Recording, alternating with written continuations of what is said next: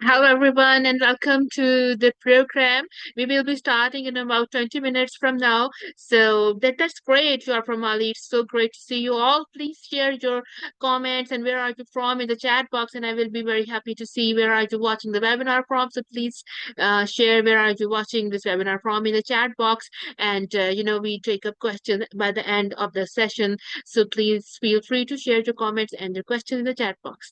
Again, thank you very much for joining. We will be starting in about 20 minutes. Thank you.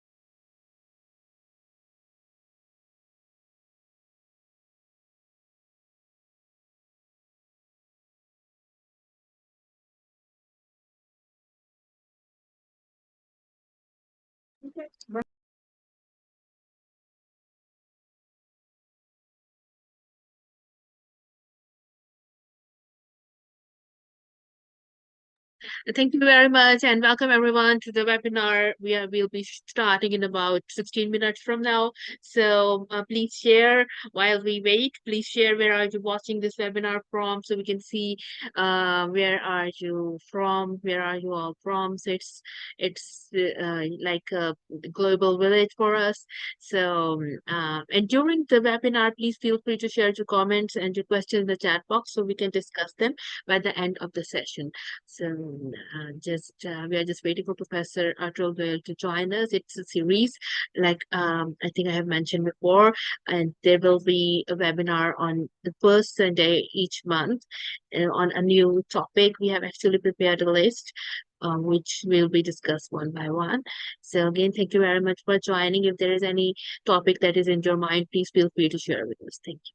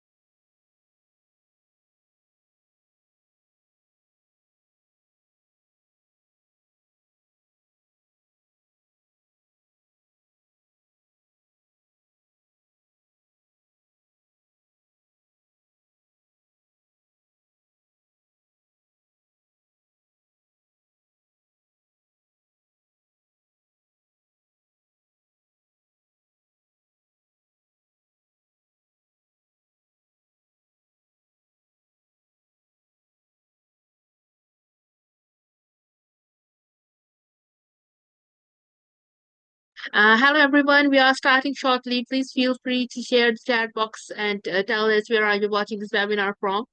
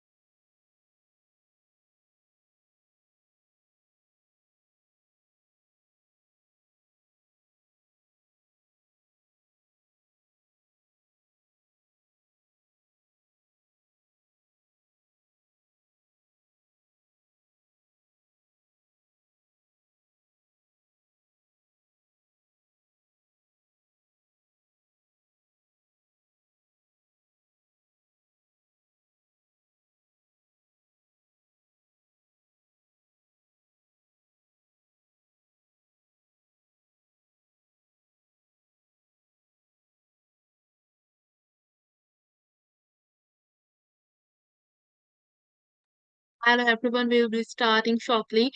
Please feel free to share where are you from in the chat box.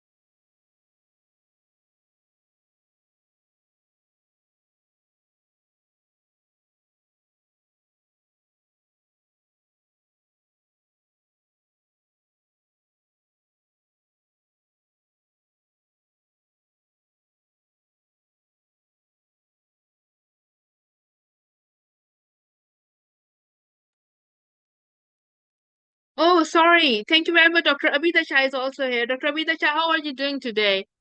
So good to see you. Yes, I think I've been muted.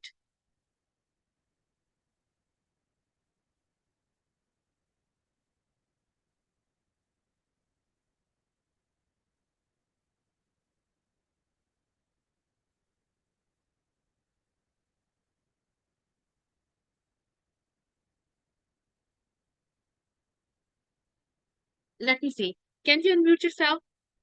Yeah, okay. Yeah, hi, Noor. Hi, hi. Hi. How are you doing today? I'm good, Noor. So good to see you. Yeah, good to Hi. see you. Thank you very much. Hi, Dr. Yang Dong. Hello, good evening, Mario, and good evening, Abida. Hi, yeah, Dong. Nice to see you here. Yeah. So you all are both ready to start, I think. Exactly. We are gearing up. Okay. How are you doing, Dr. Yang Dong? Hope everything is fine at your side. Yeah. And how are you? I'm fine. I'm doing great as well. Yeah. I just launched the book. I think by at the end of the session, I will introduce say a few words about my book as well on the basic neurosurgical approaches. And I think when we start, I hope that you should. Uh, would you like to speak something before this, at the start or by the end of the session? I believe that we should say something about this series by the end of the session in detail, or would you like to say at the start of the session? Okay. Okay, we can have few words at the beginning.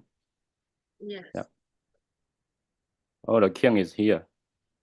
Yes, he's here. Have you entered him? Yeah. Yeah, and convert him to the co-host so that he can.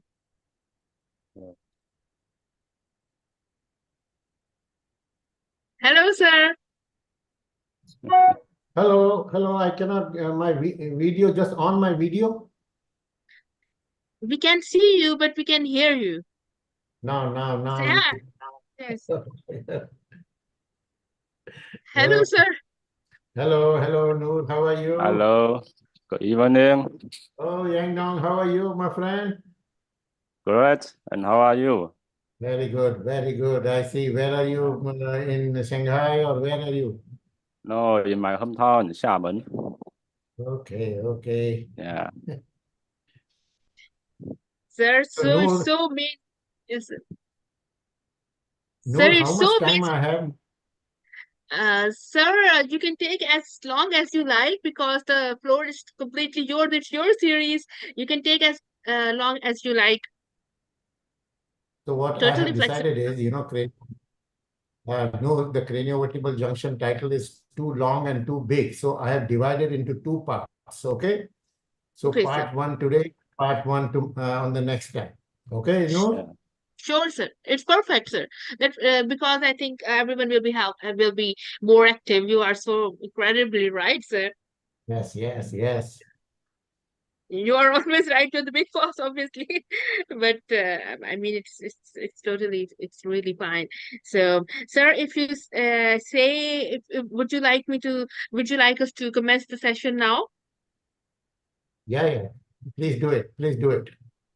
So thank you very much, sir. I think many of the people have actually joined us, and more are joining us right now. This series is also live on YouTube as well as on neurosurgical.tv. So it's a matter of real honor to start this wonderful Pak-China master series in collaboration with my respected colleague, Dr. Xu Yandong.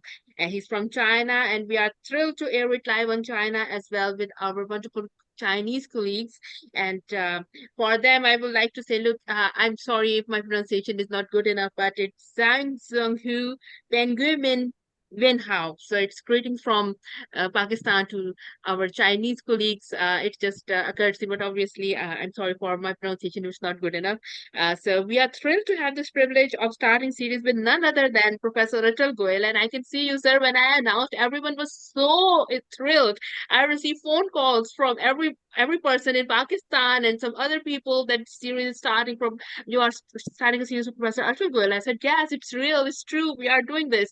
So thank you very much, sir. It's a huge honor, and I'm so happy that it's real, because I saw you first time in 2018 in Kuala Lumpur when I was attending the WFNS conference, and I was a trainee back then. So I was so happy to see you, because obviously I knew you so well, and we read about you in the books as an innovator, as a pioneer. So I was so thrilled to meet you there. So Professor Goel, of course, he doesn't need any kind of introduction. But I can well see that everyone is so excited and hyped about it. However, I would like to say a few words that Professor Atul Goel is obviously one of the top neurosurgeons. As the Stanford rating, you can see, according to Stanford, Professor Atul Goel has been ranked as the number one in India in neurosurgery and neurosciences, and as number one in India in neurosurgery, in skull-based surgery. And obviously, he received the Dr. B.C. Roy Award, which is considered India's highest medical honor. And Professor Goel is the head of the department at the prestigious King Edward Memorial Hospital, and also worked as a senior consultant at the Leelavati Hospital and Research Center in Mumbai. And as you know, he has got a lot of innovative contributions, and he's pioneer of so many techniques, and has written numerous papers and numerous textbooks, and so many chapters, and many of us do have read about it. So again, thank you very much, sir. The floor is all yours, and I would also invite my friend and my collaborator, Dr. Xu Yandong, to say a couple of words before we commence. Thank you, Mario. Thanks a lot for your kind organization. And it's our great honor to have our dear Professor Atul Goel here giving us this series of lectures. And I think no introduction for Professor Atul is needed, because everybody knows him very well. And over the past 35 and 40 years, Professor Atul has introduced so many amazing and fantastic concepts to the neurosurgical community. And we know neurosurgery is not easy, it's challenging, it's difficult, and the learning curve is very, very long. But as a young neurosurgeon, I think if you read Professor Atul's paper, watch his lab surgery workshop, and listen his lectures, it will significantly shorten the learning curve. And I think so. It's all yours, dear Professor. Please. Thank you, my dear Noor, and thank you, Yang Dong. I have to tell you that I'm extremely honored, very happy, very proud to give this series, and I hope I can contribute to some extent in training for young neurosurgeons and also senior neurosurgeons. And my direction will be focused on introducing a new thought process. First, today I'm going to talk on craniovertebral junction. As you know, craniovertebral junction is a very huge subject. So I cannot talk in one session today. I will divide maybe 1 or 2 or 3 sessions. So today's session number 1 on craniovertebral junction. Okay, Noor? Yes, sir. Sir, please, the floor is all yours now. Okay. So craniovertebral junction is a very important subject of neurosurgery and of spine. Very important subject. And I must also say that it is a little bit of neglected subject because it is difficult and dangerous. Technically, it is difficult. Anatomically, it is difficult. Philosophical understanding is difficult. It is difficult. But if you really understand craniovertebral junction, you can give new life to our patient, completely new life. And nobody in the modern era can say that I don't want to learn craniovertebral junction. You have to learn as a neurosurgeon, as a spine surgeon. You cannot say I don't want to learn craniovertebral junction. So let us see how we go further on this subject. If you carefully read this title of this article, read this sentence. This was in 1964. In 1964, craniovertebral junction was only anatomical curiosity and a radiological curiosity. And there was no surgery. Actually, there was no treatment. And you see in the last few years how the treatment has evolved, how the treatment has progressed, and it has completely gone in a different direction. So this is one of my articles, cover page on Journal of Neurosurgery. You see I introduce one screw in C1, one screw in C2, and if you see here, there is some bone in the joint. So craniovertebral junction is a complex issue, particularly when there are deformities, there is torticollis and things like this. The neck, of course, is one issue, but hands, legs, spasticity, weakness in the hand, tingling in the hands, pain in the legs, pain in the hands, pain in the neck, completely devastates a human being, completely finishes the human being. Now, you have to decide whether you want to help him or you don't want to help him. You have to decide whether you can actually help him or it is dangerous to help him. So this is one patient I had operated. You see his neck is more than about 90 degrees. And he is sitting on a wheelchair. He cannot move his hands and legs and completely crippled. And after 2 years, I went to the same place where I had operated him. And you see, neck is still quite tilted, but he is happy with his family. And you see the pride on his face. So you give a new life. You see, he's walking unaided. Here he's on a wheelchair. You can actually create human beings. You can give them smile. You can give them honor. You can give them new life. Not only to them, but to the whole family. You treat one craniovertebral junction, you treat the whole family. The symptoms in craniovertebral junction issues are slowly, relentlessly progressive, disabling, and ultimately they kill. So you have to identify which patient needs treatment, which patient should be treated and can be treated, and then you have to treat. So I will briefly discuss about the anatomical issues. Like these are one picture I got from the internet. Hands holding the whole entire earth. Similarly, the craniovertebral junction actually holds the whole brain and the head. So if your head is on your shoulders, if you want to keep head on your shoulders, you need a good craniovertebral junction. And you see the most critical neural structures of the brain pass through the foramen magnum at the region of craniovertebral junction. If you see the major pillars of the world, major pillars, the pillar is like this and the upper part of the pillar is bifurcated. This bifurcation gives the pillar a strength to hold the roof.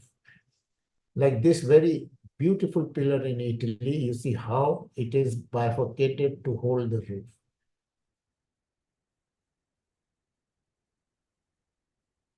Similarly, this is the human pillar and it is bifurcated to hold the skull.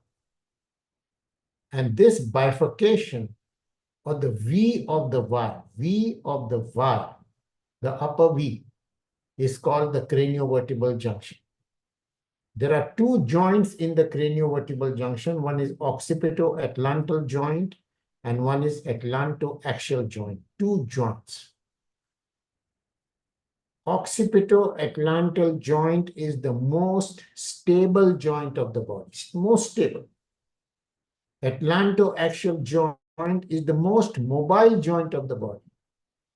So mobility and stability are the hallmarks, are the prime features of craniovertebral junction. It gives you mobility of your head and it gives you stability.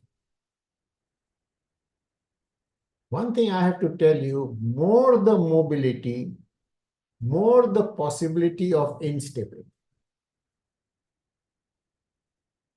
Occipito-atlantal joint is most stable joint. The mobility is very less. The chances of instability is almost nil. So occipito-atlantal joint is the most stable joint. Atlantoaxial joint is the most mobile joint. Atlantoaxial instability is the most common spinal instability. Atlantoaxial instability is the most neglected or underestimated or understood clinical entity. And no question that it is an undertreated clinical entity. So atlantoaxial. So when you talk of craniovertebral junction instability, you talk of atlantoaxial instability. When you talk of craniovertebral junction stabilization, you talk of atlantoaxial stabilization. Occipito-atlantal instability is extremely uncommon, extremely rare. Now, if you see the muscles of the human body is different in that we stand, standing human position. And for standing human position, the extensor muscles have to be strong, extension. And all the muscles of the spine are located in the back of the spine. All are located in the back. In front of the spine, there are no muscles or very few muscles. You see here, this is the huge muscles of the back. In front, this is the vertebral body and the disc. There are hardly any muscles in the front of the vertebral body or in the front of the atlas. There are hardly few longus colli, thin strip of muscles. All muscles are focused from the behind at the facet.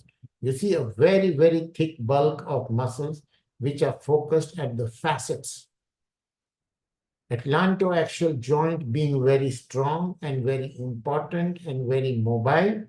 The muscles of the nape of the neck are the strongest muscles of the whole spine. You see, this is the strong muscles of the nape of the spine, nape of the neck. On the other hand, you put your finger in the mouth, you can feel the arch of atlas. If you put your finger in the neck, you can feel the vertebral bodies. But these muscles are strong because they have huge function role to play. They move the atlantoaxial joint. They keep it stable. They keep it stable. They keep it mobile, and they keep it safe for the critical neural and vascular structures.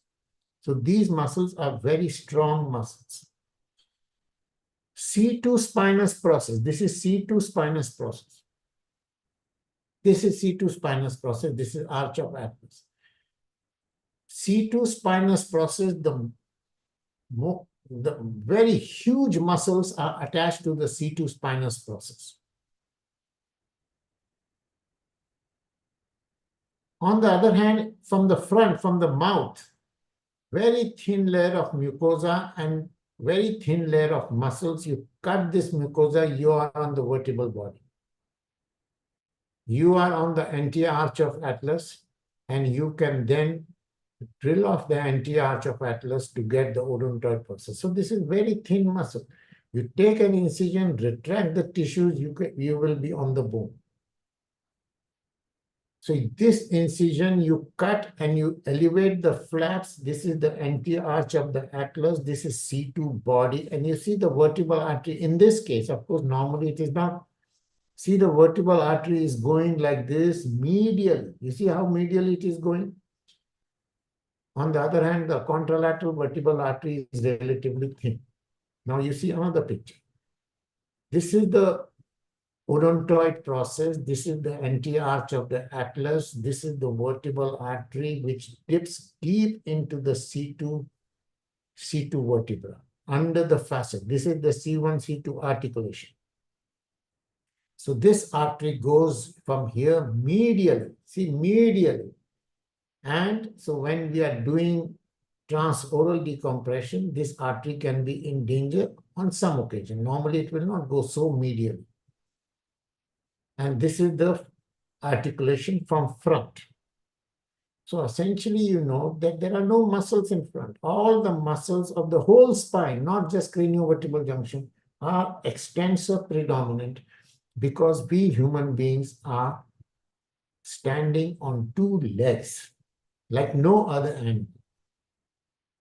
The other very important thing is there are extensive movements of the neck. You keep on moving your neck. So when you move your neck, suppose you move it right, the artery can get stretched and artery can get pulled.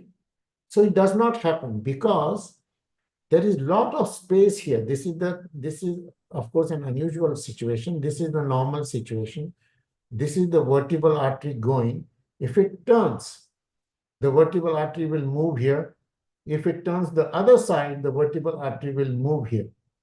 So there is a dynamic relationship of the vertebral artery. Vertebral artery moves on the movement of the neck. So this important issue we described for the first time in this article, vertebral artery relationship in C1, C2 vertebra. So what happens is when the vertebral artery goes like this, when you move, it comes here, and you move the other side, it goes out. And this extra space is loaded by venous complex. So in the lateral gutter, here in the lateral gutter, there's a lot of venous plexuses, and that makes our operation difficult. Venous plexuses in this area. Now carefully see this beautiful anatomical structure. This is the C1. This is the arch of atlas. This is the transverse process, vertebral artery. This is C2. So this magnificent bone structure, C1 and C2, are unique or unusual bones. Why they are unusual? One is there is a big odontoid process like no other bone vertebra has an odontoid process. In one of my articles, I wrote that odontoid processes are very similar in their function to disc, very similar to disc. Now, I will discuss about why it is similar to disc. We will talk about it later. Now you see the C1 superior surface. This is the articular surface of C1. The facets of C1, superior facet, are the strongest facet of the whole spine, strongest. There is no facet stronger than this facet. C2 spinous process, the spinous process is the largest spinous process in the whole spine. There is no other spinous process in the spine which is larger than C2 spinous process. Transverse process of C1 is the largest transverse process of the whole spine. There is no other transverse process larger than C1 transverse process. So there are lots of muscles attached to C1 transverse process. They help in rotation movement. Neck rotation movements are coordinated by muscles attached to transverse process. Flexion extension movements, which are very important and very predominant, muscles are attached to C2 spinous process.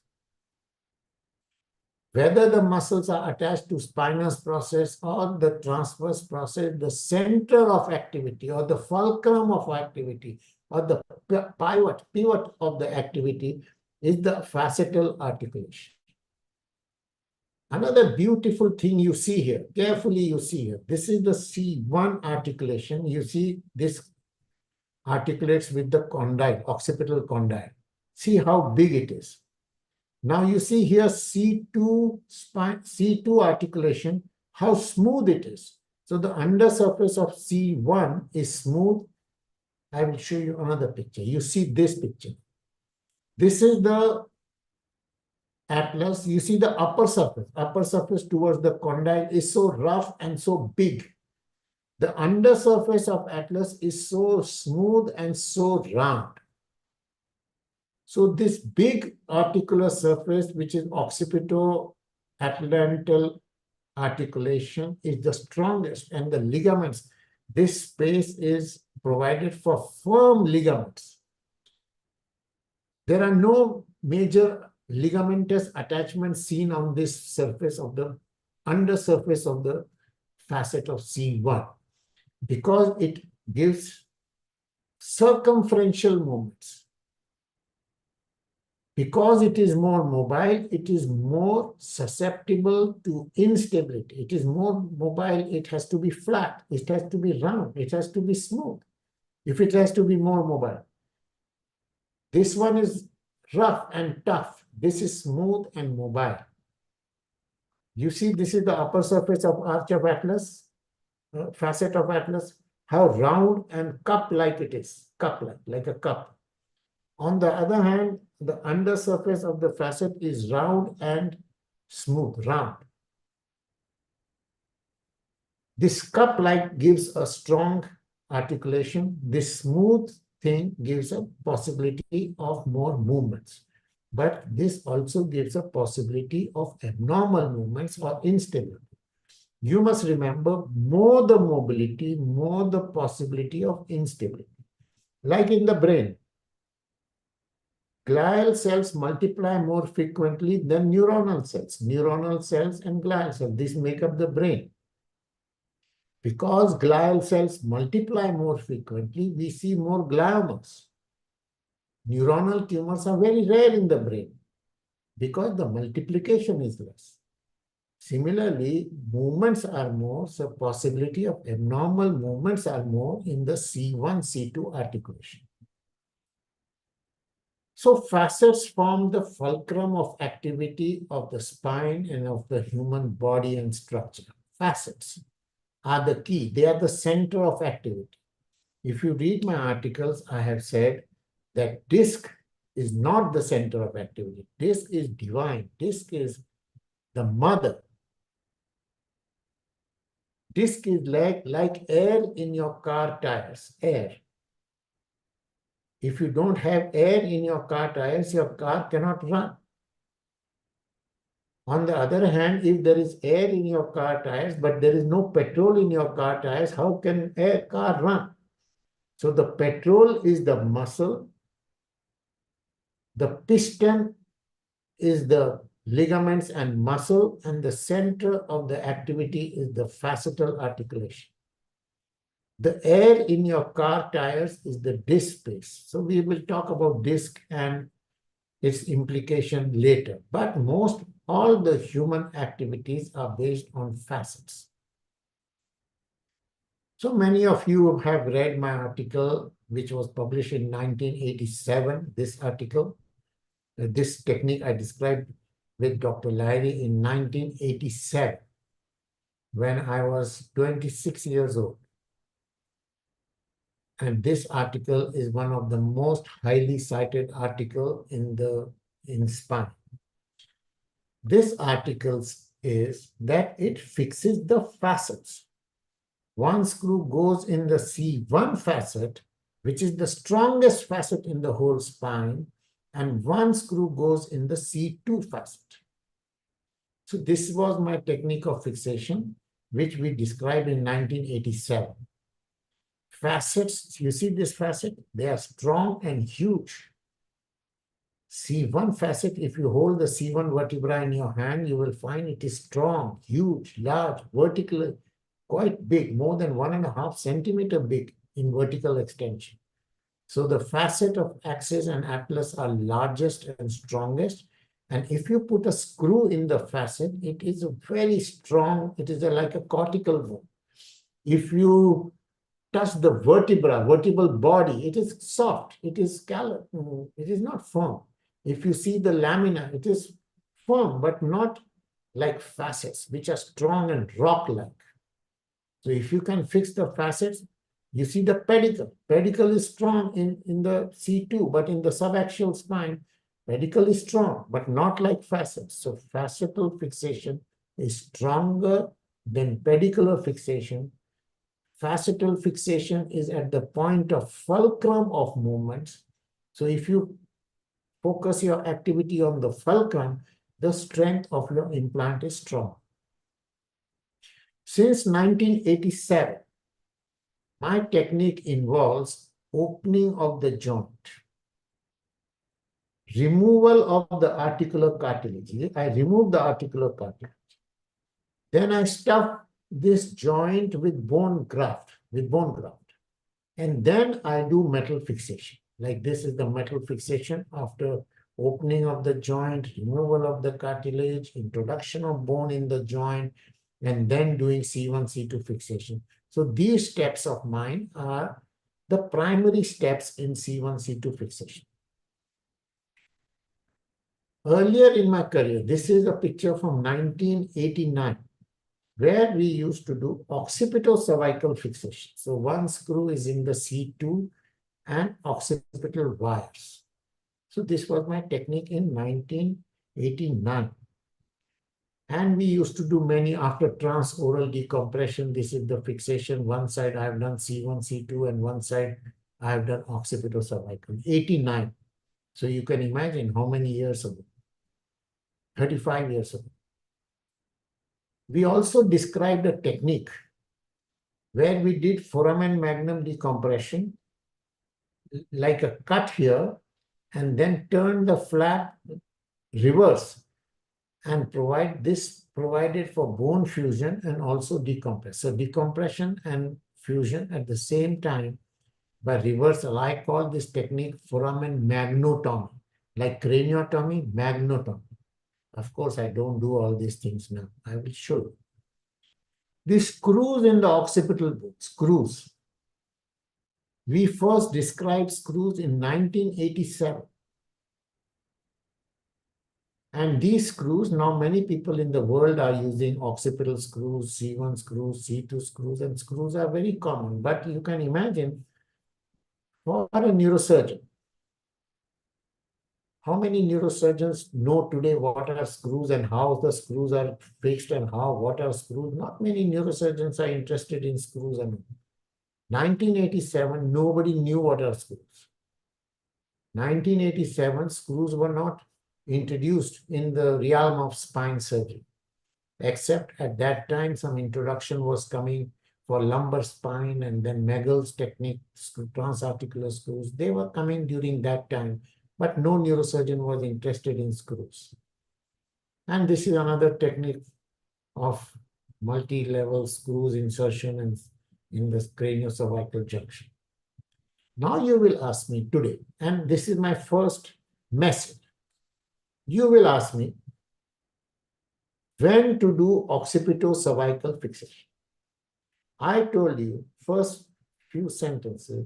Craniovertebral junction instability means atlantoaxial instability.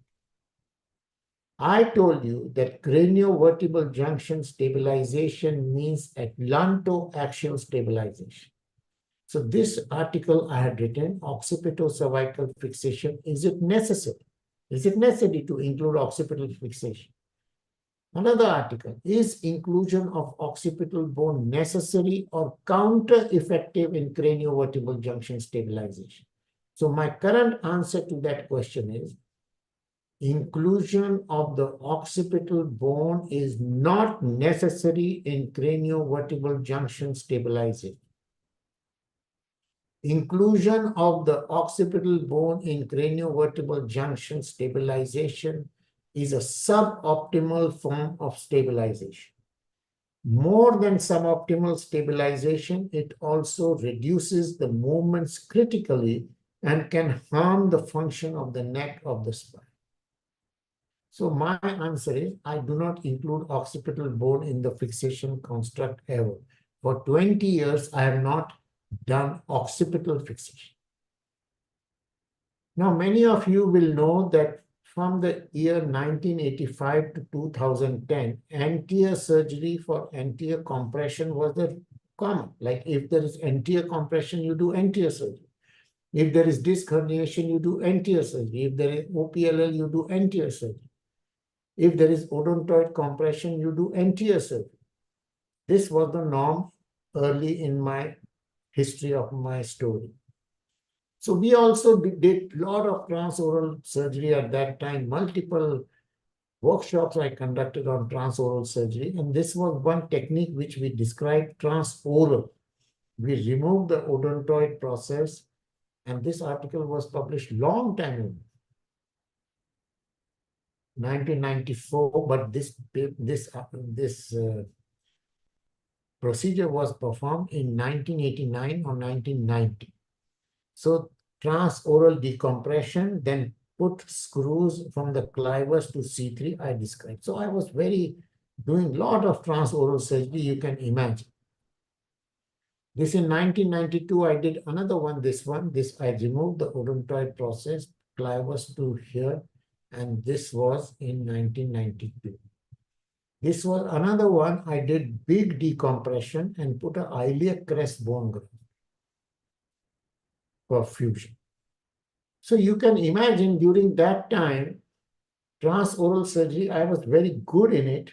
And also I used to do transoral surgery on a regular basis.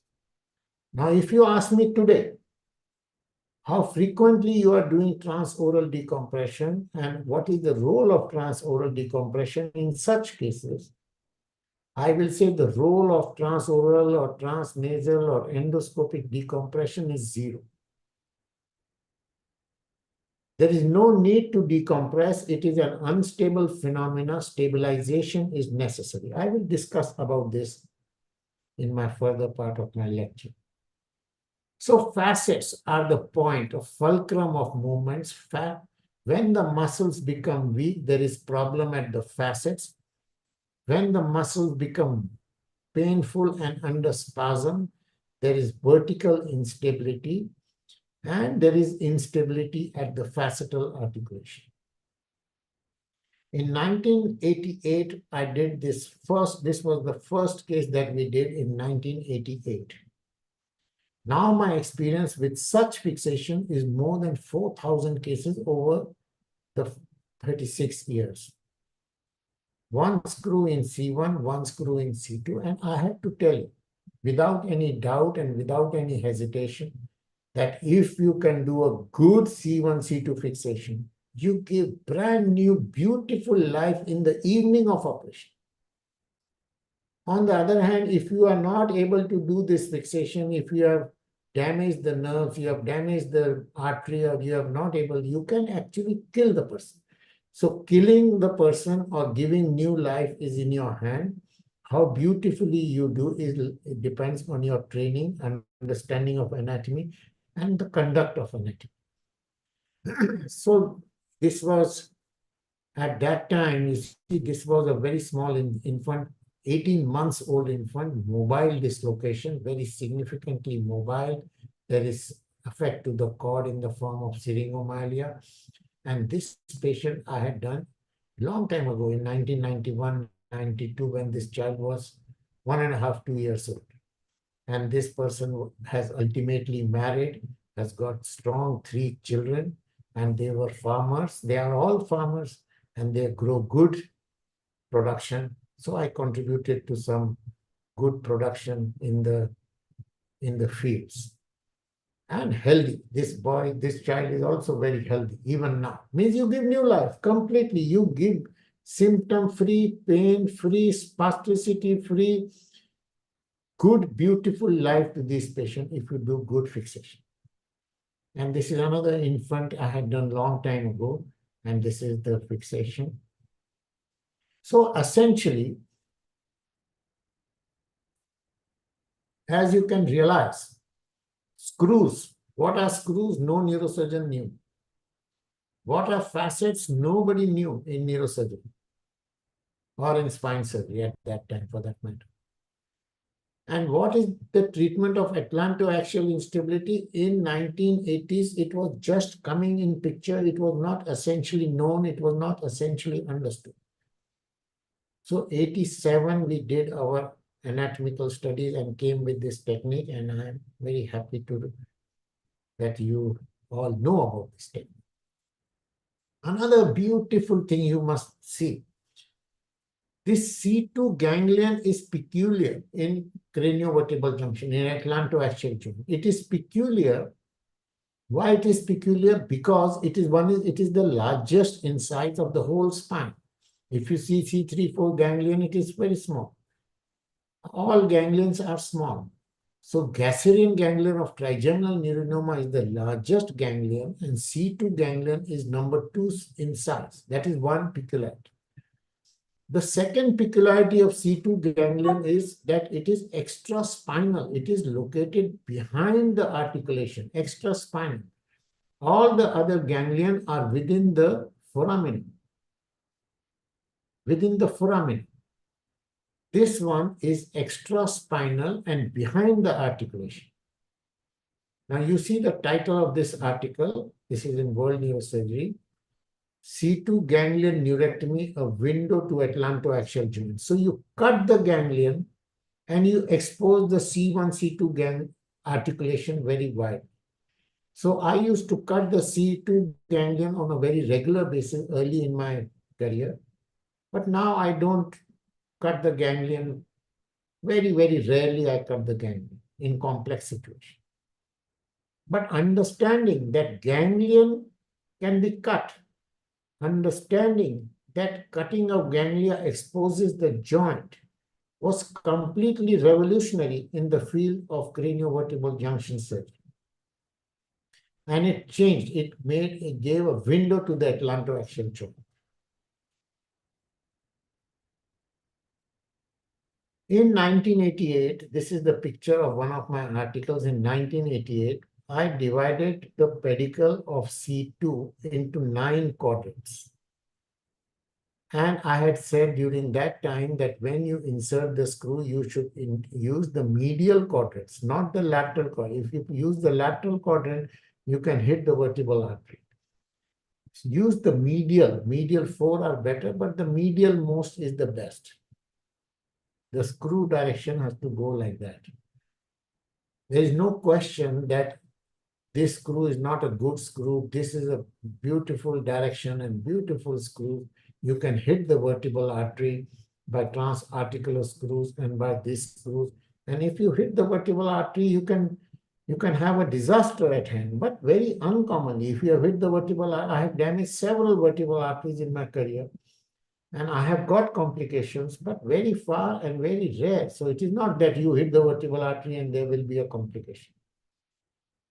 So it is very important when you are doing this kind of mobile dislocation that your screws are like medial, C2 in particular. C1 is very strong and very large and very vertically, more than 1.5 centimeter. And you have to put your screw superiorly. C2, you have to go medially and superiorly.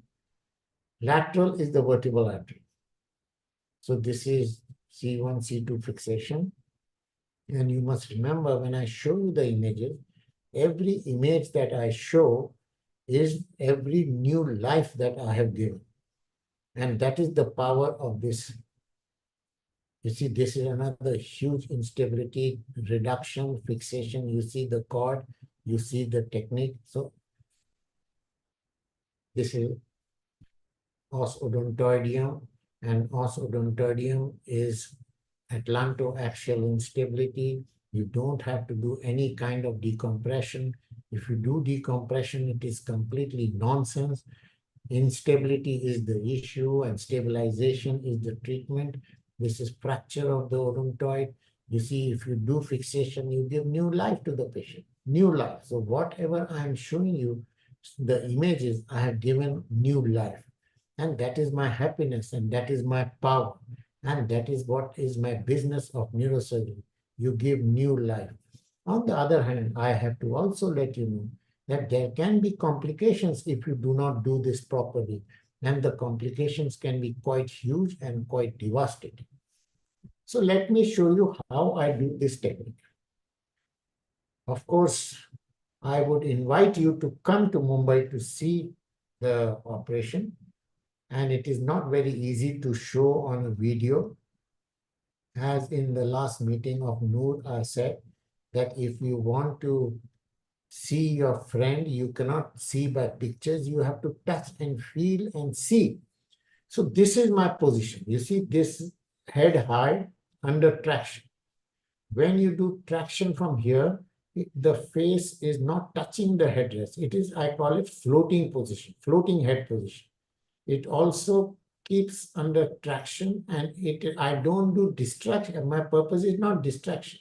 It keeps in the neutral position and it keeps the head stable. And also this head high position, when I am operating from here, the line of vision is straight. So there is venous congestion also with this head high is a little bit less. And this gives a counter traction for this position. So this is my position I do. Now just see this smallish little video. This is the C2. The direction of the screw has to be like this. You see this? Direction of the screw has to be like this, medially and superiorly. And this is very important. So when we are operating C1, C2 fixation, there are 2 or 3 things which are the problem. One is venous bleeding in the lateral gutter can be quite prominent, venous bleeding. Second thing is the pedicle can be short and the vertebral artery can be quite high riding. That can be one problem. The third problem is vertebral artery damage can be quite difficult to handle. So these are the issues. Now let me show you one small little video clip and just, now here, if you see this is patient in prone position, this is the spinous process, this is the lamina. Now here, this is the spinous process, this is the lamina. This video is, I think, at least 25 years old or 20 years old. This is the lamina. I am drilling in the lateral part of the lamina. Just see, I know it is not clear, but I will show you very soon. There is gel form in the articulation. Now just carefully see this. Now I'm removing the gel form in the articulation, and this is, this almost, and you see the joint, and I'm putting a small chisel, and this is in the articulation. You see how unstable it is. It's completely unstable. Now what I will do is I will use the chisel which I have put, or osteotome, and denude the cartilage. Denude. This is not a difficult technique, difficult procedure, but you have to do it. You cannot say, I don't want to open the joint. If you cannot open the joint, you don't do this technique. You say, I don't want to put bone graft in the joint, then you please don't do this technique. You have to, if you want to do this operation, you have to do it properly and you have to do it completely. You cannot do a suboptimal operation. Oh, I cannot do, let me do laminar fixation screw. Let me do occipital fixation screws. These are suboptimal. So one thing you must remember, when you are doing C1, C2 fixation, it has to be a final operation. You cannot do a semi-final kind of operation. There is a lot of venous bleeding in this territory, and you have to be very familiar as to how to use how to control the venous bleeding. You see, this is the C1 facet. I'm not sure if you are able to see it properly because this video is also very oldish video. And now you see my chisel, my osteotome here is in the articulation, and I am making one hole in the C1 facet. You see, in the C1 facet, I'm making a hole. Then what I will do is, this chisel is in the C1, C2 articulation. I will put a lot of bone graft in the joint. You see this bone graft coming in the articulation. When you put bone graft, it automatically stabilizes by itself. I used to put a lot of, I described intra-articular spacers, which I will talk about later. I described them. And I have patented them, but I don't use them very frequently or very often. I use these bone chips. You need bone to provide surface for bone fusion.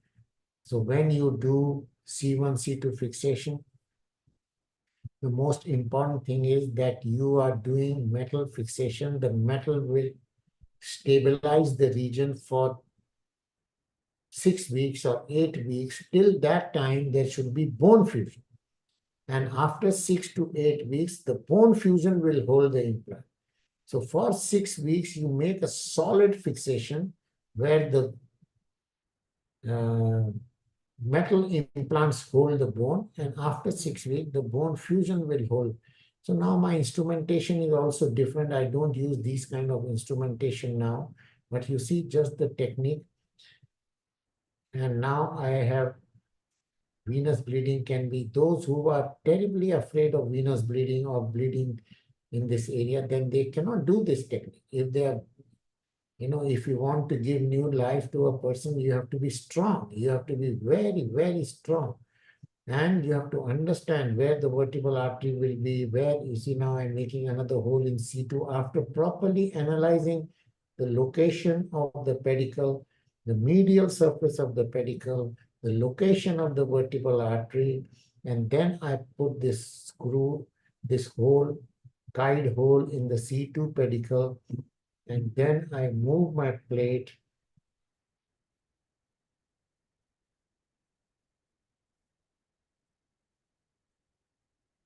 And I have to tell you that this fixation, sometimes I do 5 cases a day.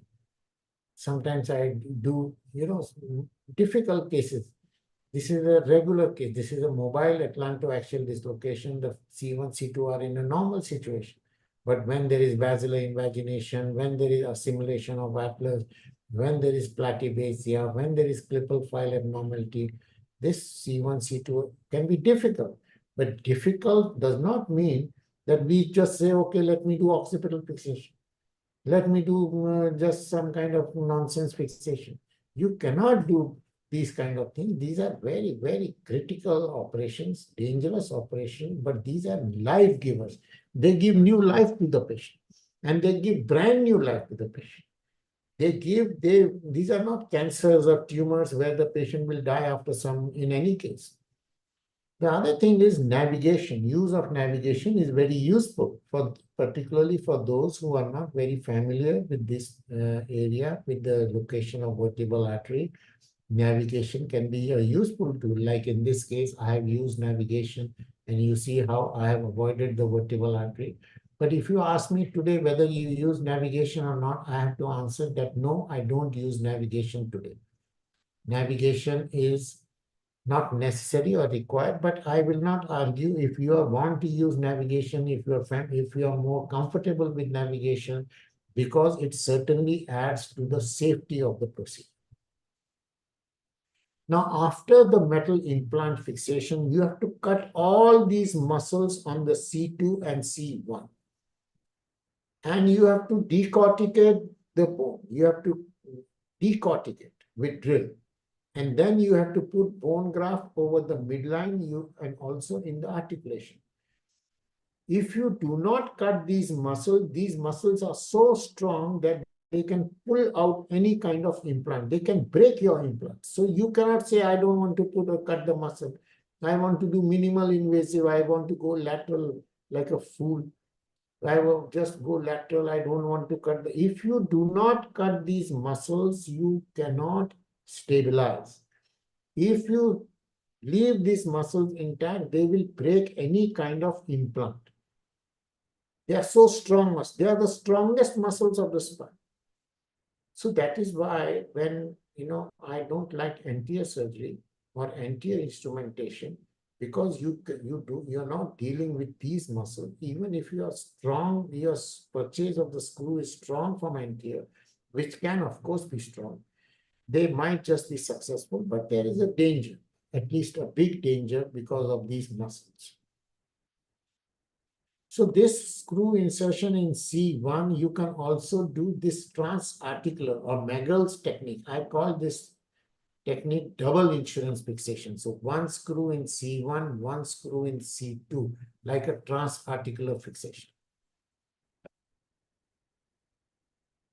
You see, this is one screw in C1, one screw like transarticular fixation. You can do. It is not. You see, as I mentioned to you, C2 screw is strong screw. C1 screw is a strong screw. You do strong fixation, you don't need any additional fixation. Vertebral artery can come very medially, and vertebral artery can be dangerous. Of course, it does not come so medially. So when you are seeing from behind, when you are seeing during operation, You can see the spinous process, you can see the lamina, you can see the parts of the pedicle, and you can see this area. There will be a lot of venous bleeding in this area, but you don't see the vertebral artery. So if you put your screw, you can actually, unless you know exactly where is the vertebral artery, you can damage the vertebral artery during C2 screw insertion. So C1 screw is one screw, C2 is another screw. C1 screw exposure can become difficult. Exposure, particularly when C1, C2 articulation is very rostrally or very high located, or there is assimilation of atlas, or there is platybasia, or there is severe platybasia, to expose the C1 facet can be difficult or dangerous, or venous bleeding can affect you. Vertebral artery can be having a problem here and there. But in general, C1 facet is not so difficult, but C2 is dangerous because of the difficulty with the vertebral artery. So you see here, this is another very complex kind of anatomy. This is not the regular anatomy you're seeing from behind. You see here how the vertebral artery is going behind the articulation. These are very rare kind of situation. These are not common, so you don't worry about it. But you should know about it. You cannot ignore these things. Where is the vertebral artery? You can't say, CT scan, I've seen the CT scan, there's vertebral artery is safe. Vertebral artery safety has to be very clearly seen with MRI, with CT scan. And what we have started using is 3D models. You see, this is another complex vertebral artery relationship.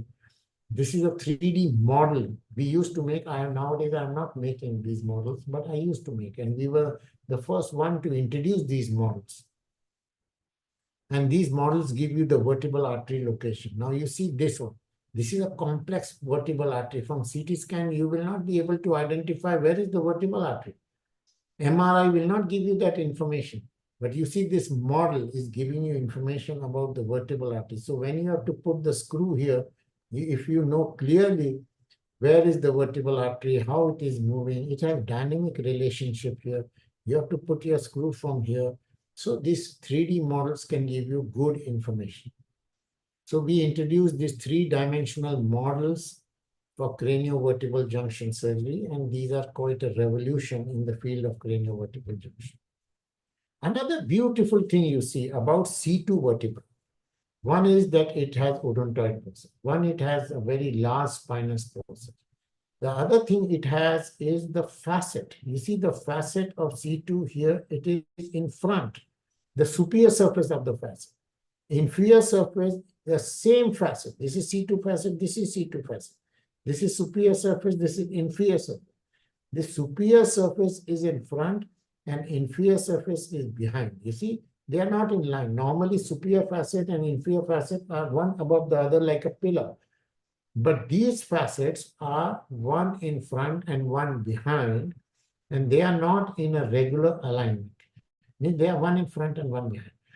So normally we put our screw in the superior facet of C2, superior facet. But suppose this vertebral artery is very huge and coming medially in this area, you can use the inferior facet.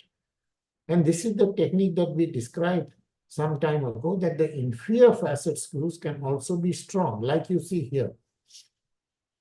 This is the technique we described. So one screw is in C1, and the other screw can be only in the inferior facet of C2, or can go transarticular like this, transarticular. And this facet, this inferior facet is also very strong. So you can have caudally directed inferior facetal screws. So this laminar screws are, will not give you that strength like the inferior facetal screws. You see here, this is the vertebral artery is quite high here, as you can see.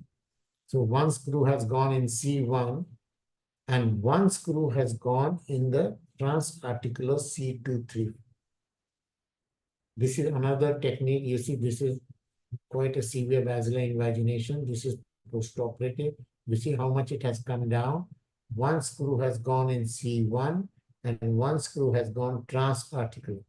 Or even only inferior facet, that is also possible, and that is also good, and that is also the optimum. you should not include unnecessarily any extra segment of C2-3. This is another case here. So this is basilar invagination. This is post-operative. One screw has gone C1, one screw has gone C2. But on the other side, this has gone transarticular. This is another patient. You see the vertebral artery is in a very complex situation. There is no bone to introduce the screws here. So I have done one screw in C1, one in a transarticular fashion. So this is also, you have to know various permutation, combination. You have to know if there is a problem with the vertebral artery, how you will handle. You have to know if the facet is high, how you will handle. You have to know if there is venous bleeding, how you will handle. You have to know if there is vertebral artery bleeding, how you will handle. You have to know everything. You have to be good in it. You have to be technical master because life is at stake. You are there to give new life to this patient. So if you want to give new life, you cannot do, okay, it is difficult, so let me do occipital fixation. Oh, it is difficult, so let me do subaxial fixation. It is not, this kind of excuses will not work for craniovertebral junction because you can very badly harm this patient. Another thing is this vertebral artery, when it goes from C5 up in the transverse process, it goes medially. And then we had described that you drill a little bit here posteriorly and mobilize the vertebral artery, and then you can introduce your screws. So mobilization of vertebral artery is possible. I'm not saying you should do always. I'm not saying it is necessary very frequently. Very, very rarely it is necessary, but it can be possible. That is what I want to show you. Now here you see the vertebral artery groove is very high. The vertebral artery groove is very high. And I have done C2 fixation, the vertebral artery has been mobilized. So if I have to show you a video, quick video, let me show you this video. This is vertebral artery is high, vertebral artery is very high. Now, this is the spinous process. See, I'm exposing the joint here. On left, this is C1, C2 facet. This is a recent case, actually, not a very old case. So I'm opening the joint. And I am opening the C1, C2 articulation. You see the C1, C2. And as I mentioned, many times I finish this operation in 45 minutes. Many a times the entire operation, I don't use a single coagulation, not bipolar, not monopolar. I don't know what is monopolar. I've never used monopolar in my lifetime. But even bipolar is not necessary in this operation.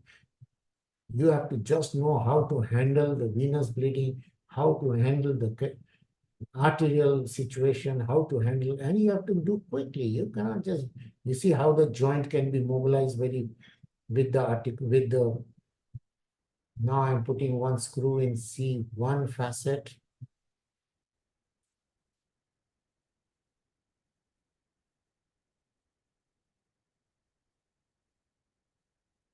Then I will introduce bone chips in the joint, which are very important to introduce bone graft. As I mentioned, my operation is of 3 steps. Open the joint, introduce bone graft in the joint, then do fixation. You cannot do fixation without bone in the joint. Of course, very rare occasion, it might be difficult. So vertebral artery is here.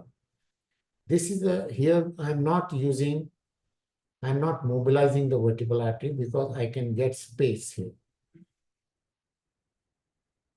This operation, first I make a mark. You see this venous bleeding will be continuous. If you are worried about venous bleeding, you have to control the venous bleeding using Surgicel, using gel foam or whatever you have to use.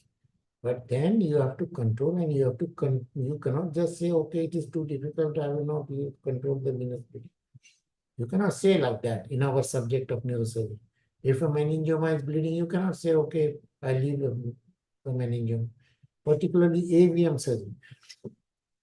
If you are doing AVM surgery, you cannot say, okay, I leave half the AVM behind. You will kill the person. You have to remove the whole AVM. Meningioma, petroclival meningioma, you can say, okay, I remove half the meningioma. I don't remove full. That is all right. But AVM surgery, you cannot say I do only half. Similarly, when there is bleeding, you cannot say I change my technique to, now I am going to the other side. You see here, this is the other side where I will be mobilizing the vertebral artery. This is the spinous process. I hope your orientation is okay. This is C-tooth lamina. This is the vertebral artery region. And now I am exposing, you see, I'm trying various maneuvers to avoid the vertebral artery, but I may not be able to avoid the vertebral artery. Then I mobilize on some rare occasion. Don't get an understanding that I do this mobilization very often and all those things. Don't get wrong impression. But the thing is, which I'm showing is the thing which I have shown. See, here is the vertebral artery location. And the pedicle is very small.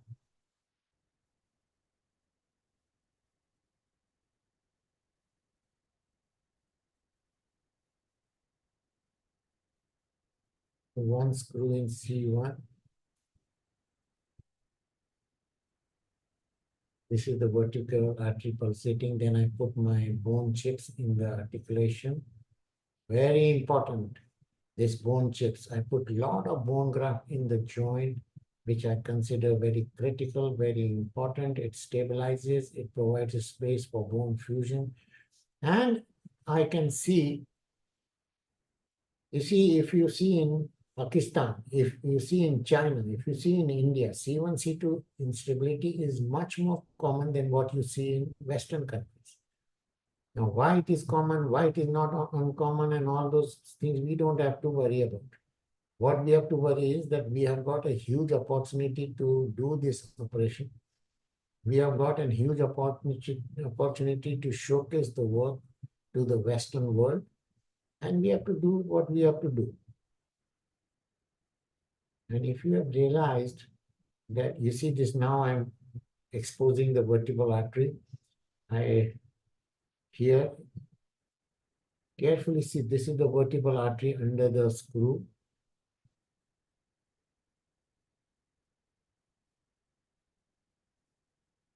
Inside, you see, if you put your screw like that, you can damage the vertebral artery. But what I'm doing is, I am removing the bone over the C2, over the vertebral artery. This is not a common phenomenon, I must tell you. But it is possible. You see, now I'm retracting the vertebral artery of the facet. Then I need more space to do it. You see here, now I can see the facet here.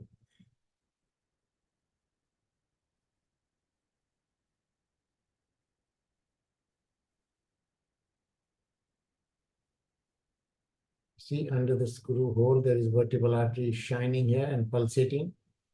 Then I will mobilize.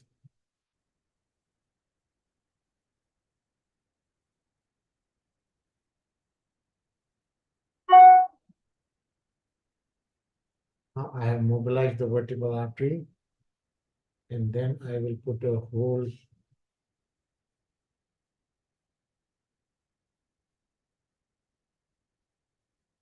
See, after mobilization of vertebral artery, I have put the hole. Then I will place this plate in position.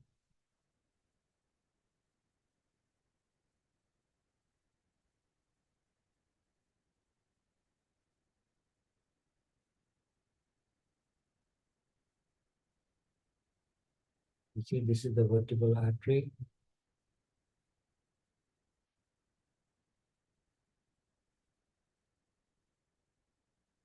Bleeding here, you see the bleeding, majority of the bleeding, not majority, most of the bleeding is vertebral, venous bleeding. Then I have to take the vertebral artery down. I have to see this. Yeah, I made. So this is quite a complex kind of situation. Don't worry too much about it. But then what I want to show you here You see here, I will now cut the C2 spinous process, and I decorticate the arch of atlas, decorticate the C2 spinous process very extensively, and these are very important to decorticate it. And now see the beautiful thing that I will show you.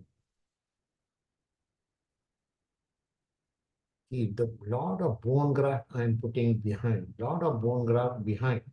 Bone graft is in the joint and bone graft is in behind. And this is the post-operative situation. This is the situation, vertebral artery has been mobilized, and this is C1, C2 fixation. You can also put your screws in the spinous process. You see, spinous process screws, spinolaminar screws or laminar screws. We described this in 2004 for the first time in the literature, the spinous screws, spinolaminar screws, laminar screws. But now we have completely abandoned these screws. So this was screw implantation in the spinous process and things like that. So this was also a case long time ago when I had done occipital fixation and spinous process fixation because I could not expose the articulation at that time. But now over the period, my experience in this field has increased and my, the opportunity to do fixation has improved.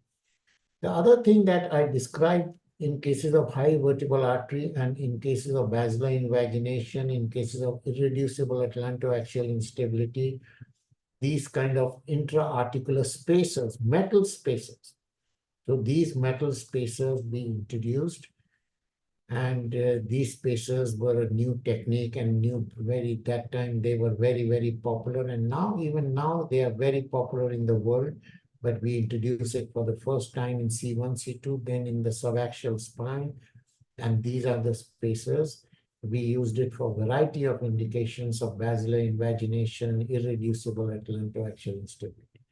Another small technique I want to show you is transcranial. I mentioned to you that I don't use occipital fixation, but sometimes there can be big issue in exposing the C1 facet. Like here, you see, this is the C2, the C1 facet is quite difficult to expose. Difficult, but not impossible, I must tell you. So we do a small little craniectomy here and these are rare situations, don't get bothered too much about it, but this is transcranial insertion of C1 facet and you can use, I don't use. And as I have already mentioned that I had described occipital screws for the first time in 1987. But even if I have described, that does not mean that I do what I don't like now. This is another case of where I had done transcranial after doing a small little craniectomy. This is another one where I had done after mobilization of vertebral artery, transcranial insertion of C1 screw and C2-3 in a very kind of a difficult situation. But I must say that today, if I have to do the same case, I may not need these kind of maneuver. I can expose the C1 facet, C2 facet in a different kind of. Now, briefly, I will show you the types of dislocation. See here, this is vertical dislocation. This girl has no neck. You do extension, you do flexion. Inflection like a piston, goes up and down. So this is vertical, mobile, and reducible dislocation. There can be lateral atlantoaxial facetal dislocation when there is disruption of the arch of atlas. When there is trauma to the arch of atlas. When there is bifid atlas, there can be lateral dislocation. Like you see here, there is big trauma and there is a lateral dislocation of the facet. So we had introduced the technique of manual alignment, which I will like, because these are another craniovertebral junction is a huge subject. I will like to talk about manual manipulation in my next lecture. This is lateral dislocation in cases of fracture of atlas. You see fracture of atlas, the facet is lateral. Bifid, when there is bifid anterior and posterior arches of atlas, you see there is bifid, the facet of atlas can go lateral. And this is called lateral dislocation. You see the facets are going lateral. There is lateral dislocation. So bifid, lateral, there is a lateral dislocation. And this is also a big subject which I will slowly discuss. Fixed dislocation.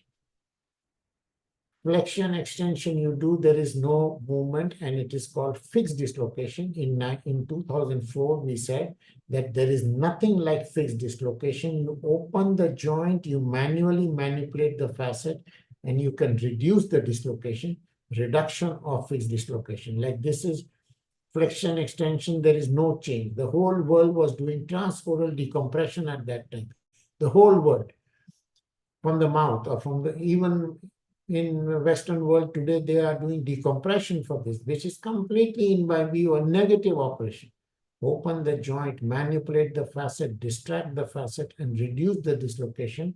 And this is completely a new subject. And this has completely revolutionized craniovertebral junction surgery. This is a fixed dislocation, no decompression. Open the joint, manipulate the facet. I used to put intra-articular implants earlier, but nowadays I don't put intra-articular implants, I put bone graft. So this is fixed dislocation. Open the joint, manually manipulate the facet, reduce the dislocation. This has opened a new chapter in craniovertebral junction surgery. Rotatory dislocation. Rotatory dislocation, nobody in the world knew how to treat rotatory dislocation. Only treatment was some kind of halo traction and some kind of decompression.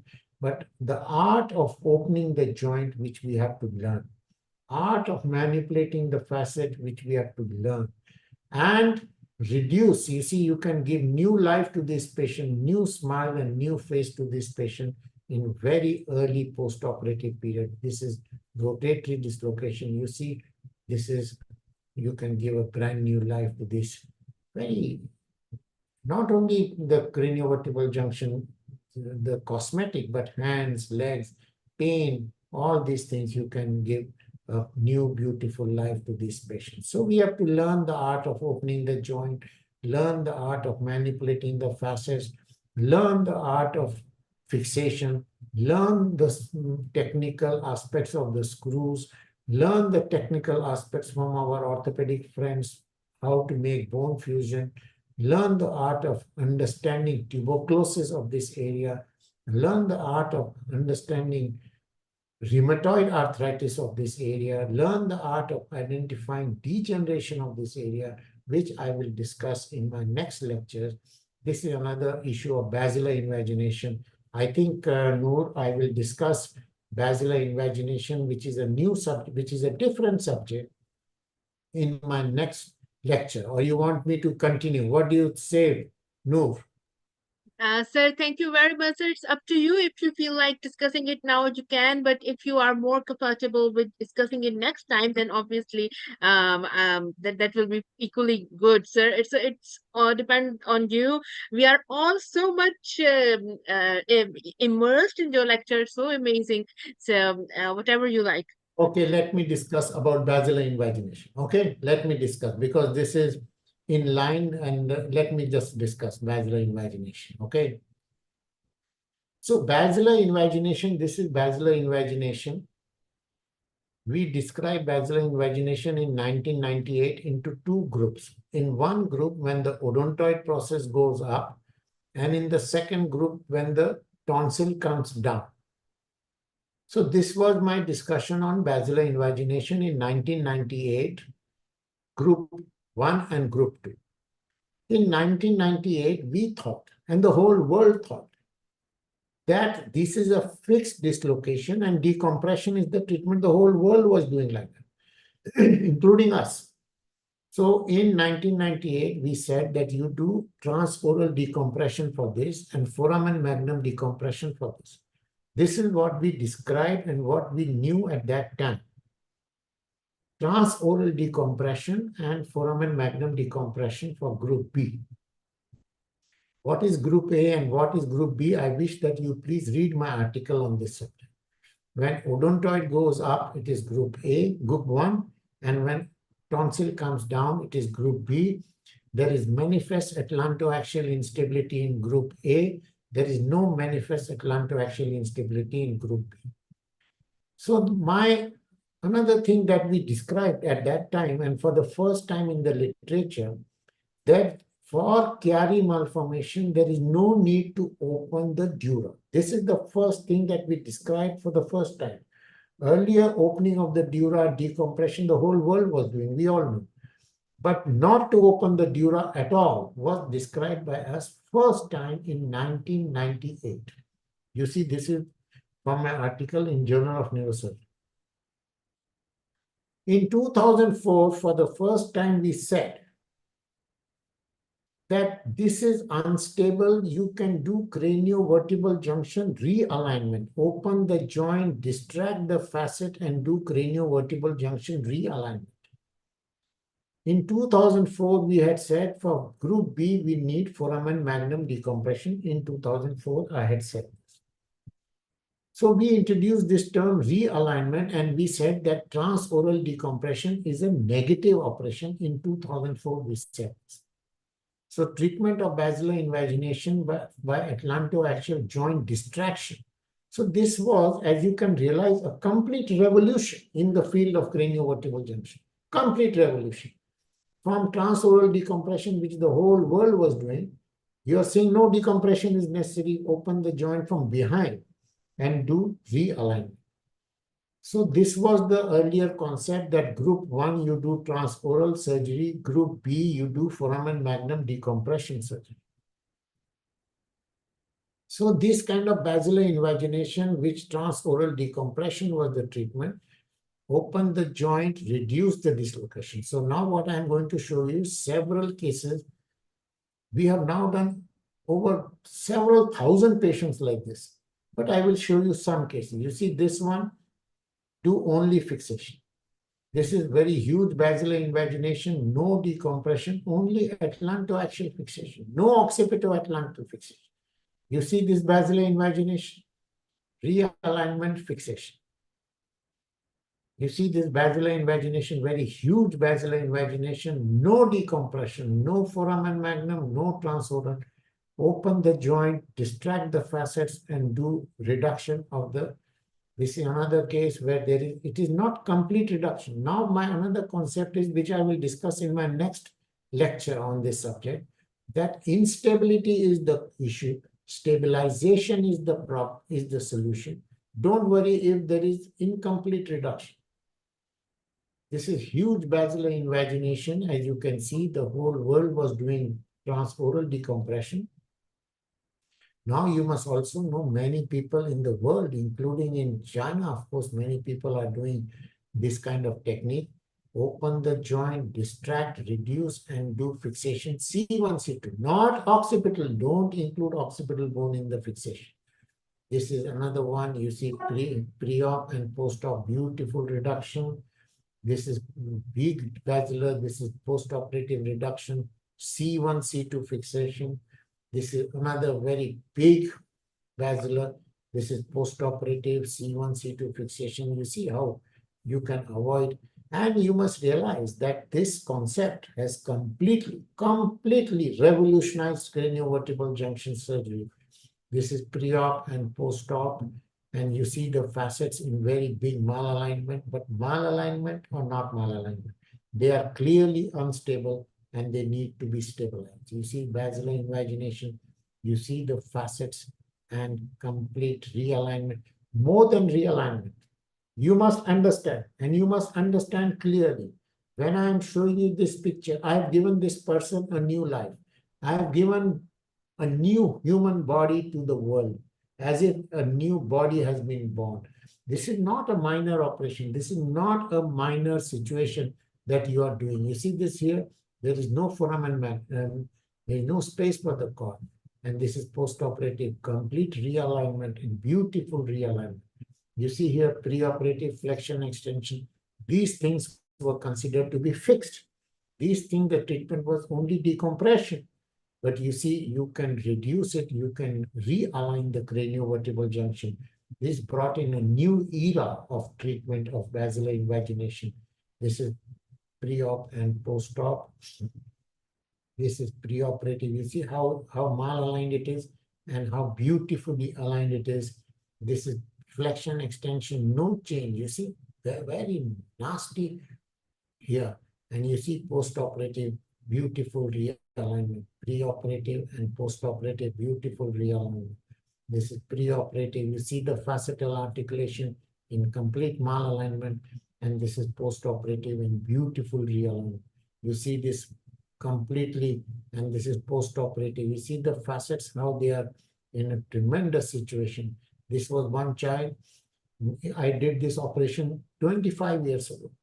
And this patient was brought on a wheelchair. The father is holding, and he cannot hold his head, nothing here, disabled, completely crippled 25 years ago. And this boy, you see, he came after a few months, the bone fusion C1, C2 in standing position. The father is still holding, but he's standing. I have no follow-up on this guy. I'm sure he must be all right. I'm sure he must have produced several children to, to continue the society. This is flexion. We see this is post-operative reduction, distraction. I'm showing you just few cases which many of you are very, very young people in the audience. You may not have even heard of transoral decompression, which we have completely demolished from neurosurgery. You see here pre-op and post-op. And I have no doubt in saying that I have demolished this technique of transoral surgery. This is pre-operative and post-operative. This is pre-operative and post-operative. This is another one, pre-operative. You see, this is this one. You see how beautiful realignment. There might be some repetitions here, but just you see how much is the distance now in the disc space and the anti-arch. And so there was an era where there was only decompression for all craniovertebral junction. Then there was an era of decompression and fixation. Then there has been an era of realignment and only stabilization. So we belong to this era. Now what I have to show you in my next lecture is group B.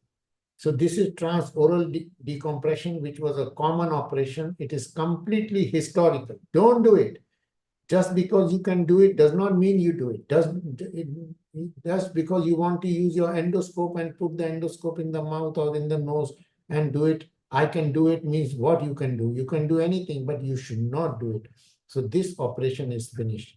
So now what I'm going to do is next chapter, I'm going to show you about chronic atlantoaxial instability.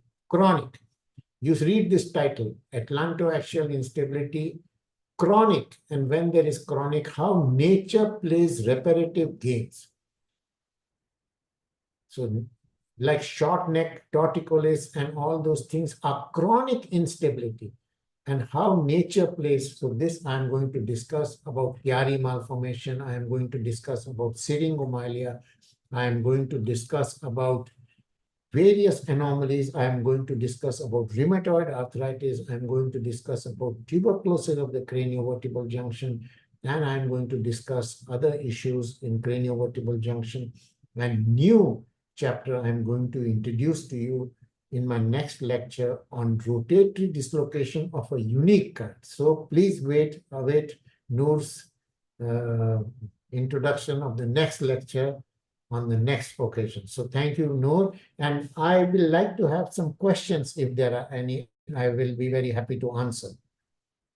Thank you so much, sir, for this amazing and wonderful lecture. And everyone is like sending a lot of messages, and they are really appreciating your amazing lecture. You are already an inspiration for many of us, for most of us or all of us, I would say, because even before you started, everyone was so much hyped and everyone was excited to listen to you. And so, thank you very much for sparing your Sunday with us, because obviously it means so much to us to have you on a Sunday. And sir, there are obviously a few questions that are in the chat box, which include there is one over. There are so many messages there for you. Thanks and everything. But there was messages regarding the vertebral artery injury and how to avoid it. Number one, most of the questions were around this. And there was, what is the safe dissection margin to prevent the vertebral artery injury? Yeah, vertebral artery injury is a very critical issue, very dangerous issue, and very important issue. Most important is that we have to avoid injury. That is the most important. And we are human beings. Like, we want to have no complication during our operation, but that does not mean we do not have complication. In brain surgery, when you do acoustic tumor surgery, we do not want to have facial weakness, but we can have facial weakness.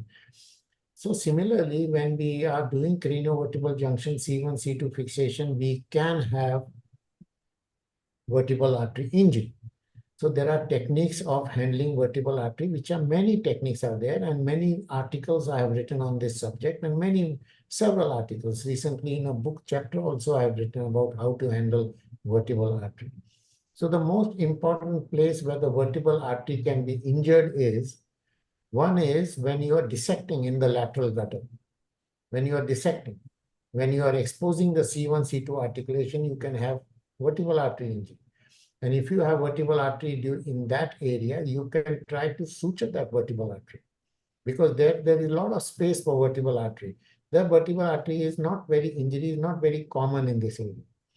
Second thing is, when you are putting C2 screw, you will find suddenly a gush of vertebral artery bleeding.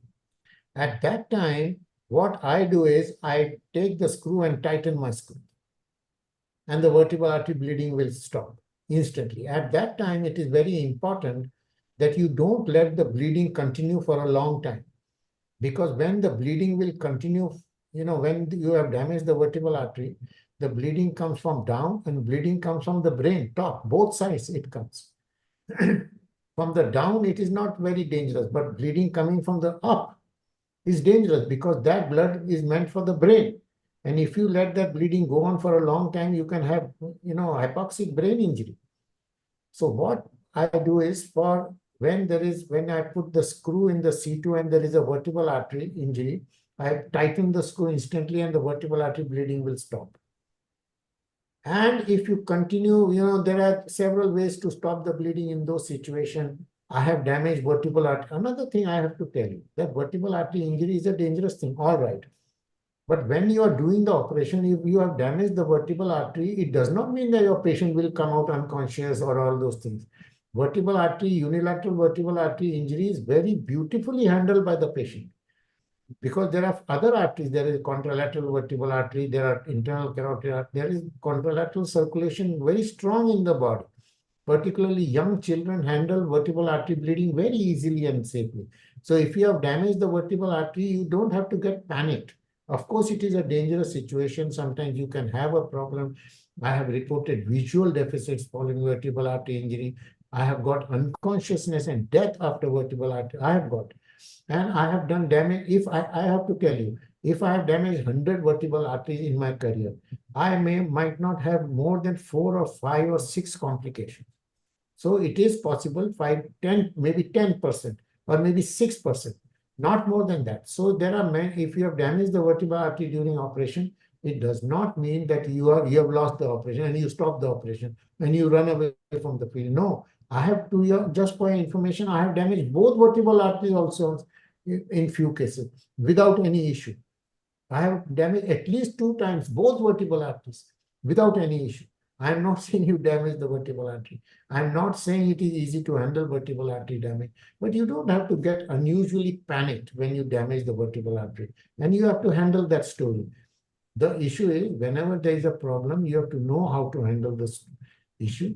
You have to be, this is not an operation of an inexperienced person. This is not an operation of immature person. This is not an operation for, people who do not understand the anatomy. It is a high level anatomical subject, but when we come in neurosurgery, we want to do high level neurosurgery. We want to do the topmost level neurosurgery, because this is a beautiful operation. It's a new life-giving operation. So I am very proudly saying that I have given several new lives in my career in this area in particular. No. Yeah, I Sir, think this paper answer all questions about the multiple artery.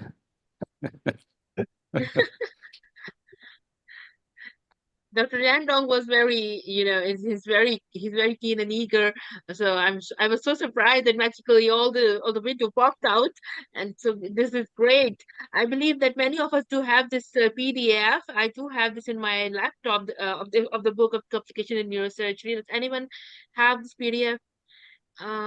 Sir, there is also one question regarding: have you ever encountered a spasm of the vertebral artery because of manipulation?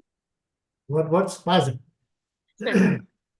No, we don't have to, this manipulation is very straightforward. The spasm will not happen. Spasm usually happen when you injure a vessel, when there is a bleeding. If you have injured the vessel, there can be spasm. One beautiful article I had written that spasm is a natural protection. You see, when there is an aneurysmal bleeding, there is spasm. Spasm is a nature's protection. Don't treat spasm, treat the aneurysmal bleeding. When there is brain is tight, when you have aneurysmal bleeding, brain becomes tight. Brain tight is not abnormal. Brain tight is there to hold the bleeding. Brain becomes tight to press on the bleeding spot. So when there is aneurysmal bleeding, there are two things happen. One is the arteries become spasm, and second thing is brain becomes tight, so that there is pressure on the bleeding spot. So if you treat a spasm, you are doing negative. If you are treating brain edema, it is negative. What you have to treat is you have to treat the aneurysm.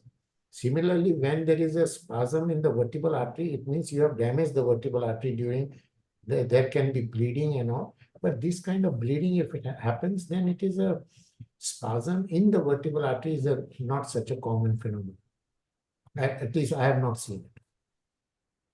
I have damaged the vertebral artery on several occasions. And I have to tell you, which you may not, because I have done more than 4,000 C1, C2 fixation.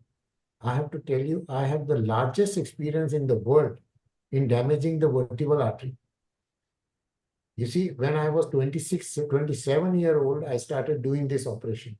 When I was immature in my understanding, immature in my this thing, but I started doing, and over the years, I started getting very complex cases from all over the world. The most complex, dangerous, difficult cases, they started referring me. So I have damaged vertebral artery, and I have to say that vertebral artery damage is my largest experience. Nobody must have damaged more vertebral arteries than me. But then I have to tell you that yes, I have damaged, but vertebral artery related complications like unconsciousness, visual issues can happen, but they are not very common and not very frequent. So we should worry about the vertebral artery because the outcome can be unpredictable. But vertebral artery injury does not mean an end to your operation. Your operation should continue and you should complete your operation. You cannot say, okay, now I will not do and now I will not do. Because these things are not, when you have started, you have to do full. When you have started, you have to do the best operation. When you have to start a C1, C2 fixation, you have to do C1, C2 fixation. You cannot say, oh, I cannot do, so I will do occipital fixation. Oh, I cannot do, I will do this thing. You cannot do suboptimal. Oh, I will do decompression. Let me do some nonsense. See, these things are not this, you cannot have a sideways direction. You have to walk straight and tall and handsome. You have to do your thing properly and completely and fully in the best interest of our patients. That's incredible, sir. Thank you very, very much, sir. Sir, there's another question that's just hopped out from Dr. Musaddiq. Dr. Musaddiq Latif wants to know, I want to ask one question. Did you use traction while reduction and fixation of type 1 basilar invagination? I always put traction. I always do all the operation under traction. But my traction is not meant for distraction. My traction is meant for stabilization of head and keeping the head neutral through my operation.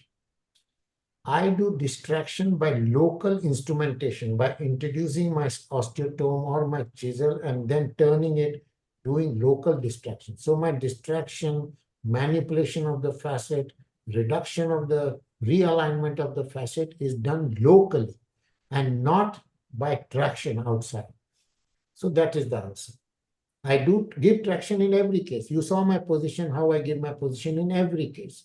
But I don't use the traction to distract. I use the traction to give a solid neutral position that does not change during my operation.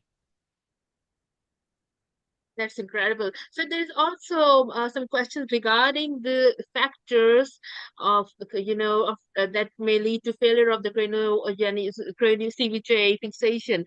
What are the factors that may lead to this, failure of fixation and also the revision surgery? I have to tell you, the factors. One is I mentioned that your implant will hold the bone for 3 or 4 or 5 weeks, and after that, the bone will hold the implant. Implants have no role after 4 or 5 or 6 weeks. If your bone fusion is not good, the implant can get loosened. So first reason of failure is that you have not prepared that area for bone fusion properly.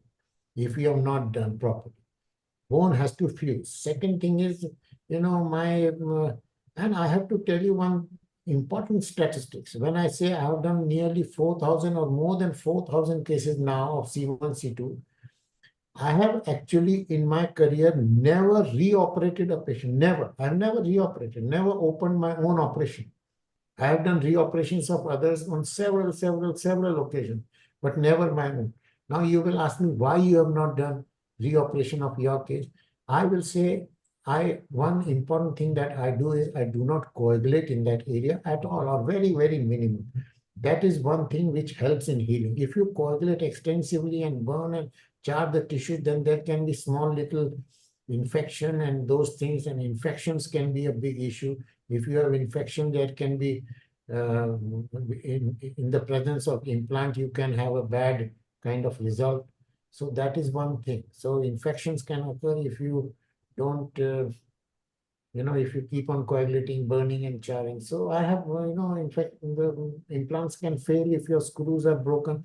I'm saying that my screws are broken on time. I'm not saying all my screws. There have been instances when my screw has broken. There have been instances my plate has dislodged. But I have never reoperated because if one side has dislodged, other side has fused and fusion has occurred, I have never reoperated. But of course, there can be metal breakdown, metal loosening, metal failure, metal, all those kind of things because we are putting artificial material. These things can happen. But you have to learn the best and beautiful technique to avoid this situation. Thank you so much, sir. Sir, you are the master. Obviously, you are the results that you have cannot be, achieved by anyone. So literally, but it's a huge privilege for us to have this opportunity of learning from your experience, and this is really big because, obviously, it's like a dream come true for all of us. So thank you very much. Another thing. In my next lecture, I'm going to present an absolutely beautiful treatment for Chiari malformation, for syringomalia, for Klippel file abnormality, for platybasia, for C2-3 fusion. So all those who will like to join me next time, I wish that they read my multiple articles on the subject and let's do it next time properly. Okay? Thank you very much. I'll make sure that everyone gets those articles. I will rotate them in my groups as well. So thank you very much, sir. I think Dr. Siu Yandong wants to say something. Yes. I have listened this lecture so many times, and every time is new. A very informative lecture, and Professor Atul described the very detailed anatomy and the physiology of the cranial vertebral junction, and I believe the audience in China benefit from this lecture very much. Thank you very much, and looking forward to your next lecture. Okay. Thank you very much. Bye-bye to everybody. Take care. Enjoy. Thank you so much, sir. We are looking forward to your next lecture now. Everyone is so excited. Thank you so much, sir. Have a wonderful day ahead, and thank you very much for spending time on a Sunday. Thank you so much. Bye-bye. Thanks so Bye-bye. much. Bye-bye. And everyone, I'm sharing the link to the certificate for today's webinar. So please fill this form. It's just a formality. You have just a minute, I sent you the form. I'm sharing this form link with you. Just try to submit it. And after submission, your certificate will be emailed to you directly. So thank you very much. Dr. Sue, thank you very much for joining us today. It was amazing to have you with us today. And I'm looking forward to your virtual Kidivaric workshop with the Tbilisi Society. And they were so excited. They have generated a wonderful flyer and they showed it to me. There were a few alterations that I recommended and I suggested them to do. So they will be sharing this, this flyer, and I will share that with you soon. So again, thank you very, very, very much for joining today. It was amazing to be with you, and I believe that. Yeah. Thank you, Mario. Do you want to introduce your new book? Oh yes! Oh my God! Do you know about the Yeah, new you book? forgot this. Yeah, you Thank you forgot so this. Yeah. much. Let me show you where I have put it. Just a moment. I just bring it here.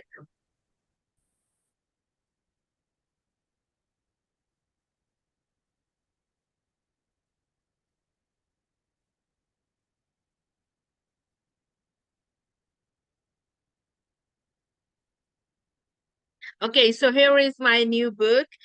This is, actually, I will make proper slides, but I've been a little too busy. I'm so sorry. But this is actually the book on neurosurgical approaches. I think you have seen the opposite side because it's the mirroring effect of my camera. So this is our book. I wrote this book. I had this honor to write this book with Professor Luis Borba, who is a renowned neurosurgeon and obviously the president-elect of the WFNS. He will be starting his term as the president of the WFNS quite soon. So when we were doing, this is Professor Luis Borba. Obviously, you know about him so well.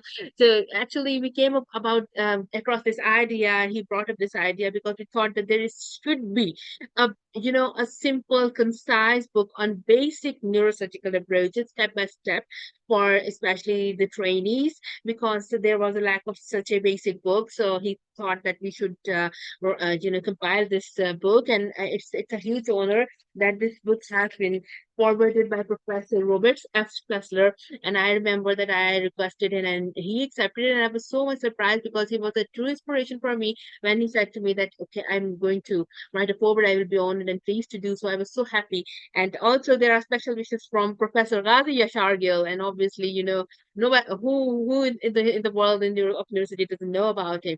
So I was so happy to have this forward. So as you can see, we kept this. Obviously, we have amazing contributors. We have thanked them because Professor Luis Borba picked each and every contributor very very wisely in keeping with their experiences. So there are so many contributors from from all around the world. So they are just basic chapters over here. It's very concise. You can see it's very small and handy. You can even place it in your pocket, in the scrubs pocket, as I have also shown in my video. So you can see there are so many images everywhere. There are cases which have been given with each of the approach so that you can have an idea. There are images on each of the page so that you can have a very good, imagination when you are in the OR. You can have some sort of idea beforehand. And we have also added various QR codes in many of our chapters so that you can actually you can, this is for free. These are operative videos and lectures which can be accessed by scanning these QR codes. You can do it. They are present in several of our chapters, and in various chapters we thought that there should be some more value, some more value should be added in the chapters. So we have added special editor supplementary notes, so you can actually have some more information and that we thought was necessary. So while our authors are so amazing, the contributors were so good, but we thought that it was required to add some more, value. So we added some extra supplementary notes at various places. And as we all know that we are still revising this book because there are a couple of chapters that that I believe that we need to add that were actually in the process. So we actually thought that the book should be once Professor Luis Borba thought that we have compiled enough chapters that should be that he thought was adequate for some to some extent, then he said that we should proceed with the publication while we still are compiling it a little more, because there are a couple of chapters that we need to add. So, and there's another good news that we are also publishing the companion book for our neurosurgical approaches book. That companion book will have MCQs for you to practice as well as flashcards, so you can cut them and place them in a ring so that you can just go through them. These are just a flashcards. Some important points will be there for you to memorize and to have some, some sort of something like, you can keep in your, keep it you all the time and have some sort of, idea and time you want to read. So this is something that I really wish to know. And I can see there are a couple of messages over here. Okay, so we do had a couple of,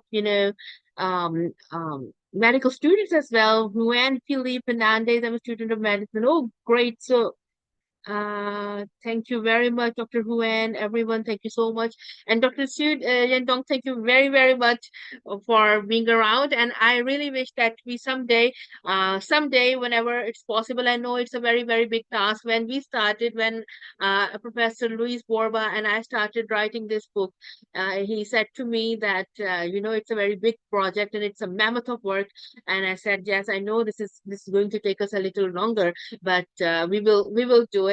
And we actually did it. And when it was published, I was myself amazed that we were able to still publish it at a very still publish it at a very short in a very short duration. But I believe it's a very long process, since I have a couple of other books which are in the pipeline, and they are going to be released one after another. But it's going to be very time taking. But I see you are an amazing, your the sections are so amazing, and your knowledge is also very good. So I believe that we could one day write a book as well. Yeah. I also want to write some book, but I have told you the situation, Now I have to find my own lab, Yes, and I then know. I have to get enough specimen to go over all the surgical approaches and the all complex anatomical regions. I think if I can do it, then I will show you the pictures and we can have some books. That's great. Yeah, Yeah. exactly. That would be so amazing because you have a lot of knowledge that will benefit so many people around the world. So again, thank you. This will be a huge privilege. Yeah. So again, thank you very, So, very much, everyone. And thank you, Dr. Sue. And there are some messages for us here also from Dr. Edward Estirian, Dr. Hassan Al-Fartid, and Dr. Huain, Dr. Idris. Um, so many messages over here, and everyone is sending wishes and greetings and good words, and yeah, everyone liked the lecture as well. So thank you very, very, very much, everyone, for being here around here with us. So I think, oh my God, my camera has I think run out or something like this. So again, Dr. Sue, I guess it's time to wrap up the session. yeah. So See have you a next wonderful time. day. See you next time. Looking forward to it. Good And night. everyone, thank you very much, everyone. This series will be held on the first Sunday each month.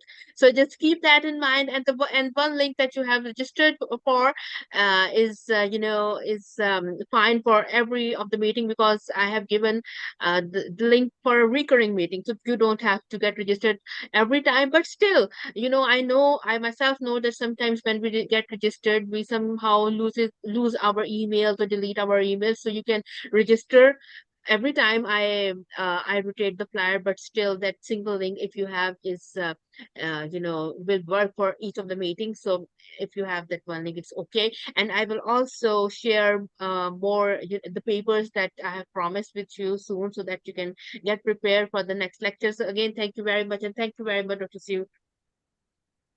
Yeah. Bye bye. Good night. Thank you, Good everyone. night. Thank you. Yeah, good night. Yeah. Have a wonderful day.